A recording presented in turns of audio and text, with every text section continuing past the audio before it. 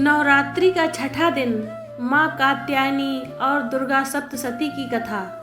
नमस्ते दोस्तों, आप सभी को नवरात्रि के छठे दिन की हार्दिक शुभकामनाएं। आज हम माँ दुर्गा के छठे स्वरूप माँ कात्यायनी की महिमा और दुर्गा सप्तशती के छठे अध्याय की कथा सुनाएंगे।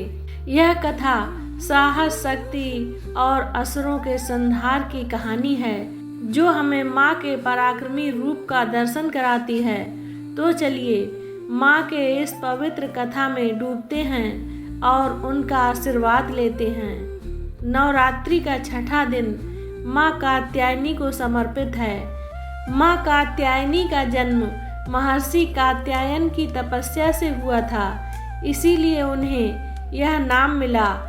वे योद्धा रूप में प्रकट हुई और असुरों का नाश करने के लिए जानी जाती हैं। माँ का रंग स्वर्णिम है जो उनके तेज और शक्ति का प्रतीक है।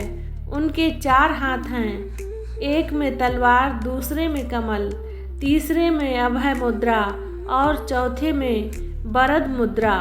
उनका वाहन सिंह है जो उनके साहस और पराक्रम को दर्शाता है।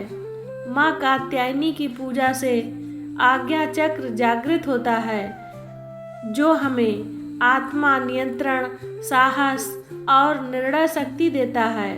वे अपने भक्तों को भय से मुक्ति और जीवन में विजय का आशीर्वाद देती हैं। लेकिन आज की कथा हमें माँ की उस शक्ति से भी जोड़ेगी। तो चलिए मित्रों, अब दुर्गा सप्तशती के छठे अध्याय की कथा सुनते हैं। कथा पिछले अध्याय से आगे बढ़ती है। चंड और मुंड के वध से शुंभ और निशुंभ का गुस्सा 7वें आसमान पर था। वे समझ गए कि यह कोई साधारण नारी नहीं बल्कि कोई अलौकिक शक्ति है, लेकिन उनका अहंकार अभी भी कम नहीं हुआ था। उन्होंने अपने एक और शक्तिशाली सेनापति धूम्रलोचन को माँ को हराने के लिए भेजा। धूम्रलोचन का नाम ही उसके रूप का बयान करता था। उसकी आंखों से धुआं निकलता था और उसकी गर्जना से पहाड़ हिल जाते थे। उसके पास एक विशाल सेना थी जिसमें हजारों राक्षस शामिल थे। शुंभ ने उसे आज्ञा दी, जाओ उस नारी को पकड़कर मेरे सामने लाओ। अगर वह आने से मना करे तो उसे मार डालो। धूम्रलोचन अपनी सेना लेकर माँ के पास पहुँचा। उसने दूर से ही माँ को देखा।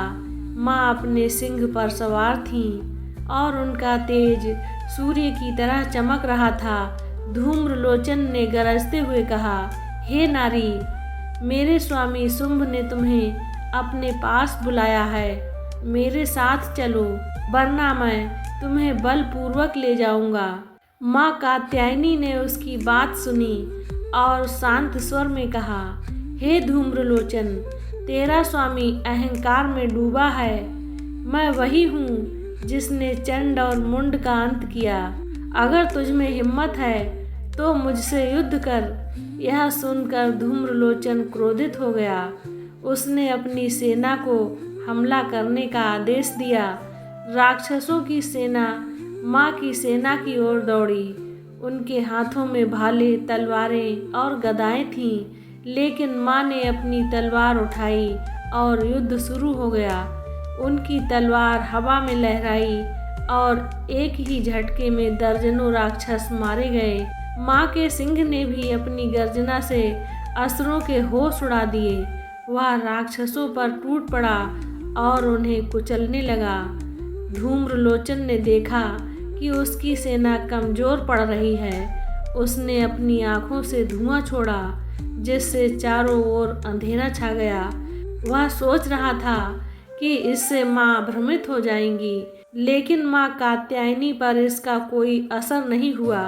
उन्होंने अपने तेज से उस धुएं को दूर कर दिया। फिर धूम्रलोचन ने अपनी विशाल गदा से माँ पर हमला किया। माँ ने अपनी तलवार से उस बार को रोक लिया। युद्ध और तेज हो गया। धूम्रलोचन ने पूरी शक्ति से माँ पर प्रहार किया, लेकिन माँ हर बार उसके हमले को नाकाम कर देती थी। अंत में माँ ने कहा, धूम्रलोचन, तेरा अंत निकट है। यह कहकर माँ ने अपनी शक्ति को प्रकट किया। उनके मस्तक से एक तेजस्वी प्रकाश निकला और उनकी गर्जना से धरती कांप उठी। माँ ने अपने त्रिशूल को उठाया और पूरी शक्ति से धूम्रलोचन के सीने में भोंक दिया। धूम्रलोचन चीखा, उसका शरीर हिलने लगा और वह धरती पर गिर पड़ा। उसके मरते ही उसकी सेना में भगदड़ मच गई। कुछ राक्षस भागने लगे, लेकिन माँ ने अपने चक्र से उनका भी अंत कर दिया।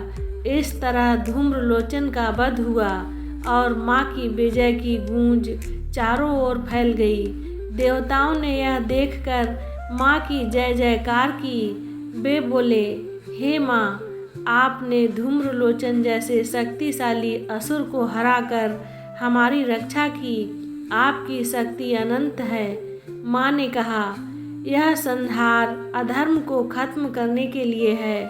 शुंभ और निशुंभ का अंत भी जल्द ही होगा। दोस्तों, यह कथा हमें माँ के साहस और पराक्रम का दर्शन कराती है। धूम्रलोचन हमारे जीवन के भ्रम और अंधेरे का प्रतीक है।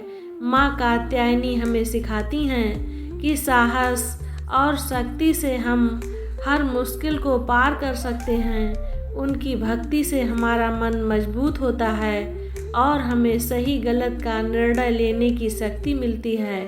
तो प्यारे दोस्तों, इस नवरात्रि के छठे दिन माँ कात्यायनी से प्रार्थना करें कि वे आपको साहस, आत्मविश्वास और विजय का आशीर्वाद दें। उनके आशीर्वाद से आप हर भय और संकट से मुक्त हो सकते हैं। तो प्यारे मित्रों, दुर्गा सप्तशती के 7वें अध्याय को जरूर देखिएगा। तब तक के लिए जय माता दी।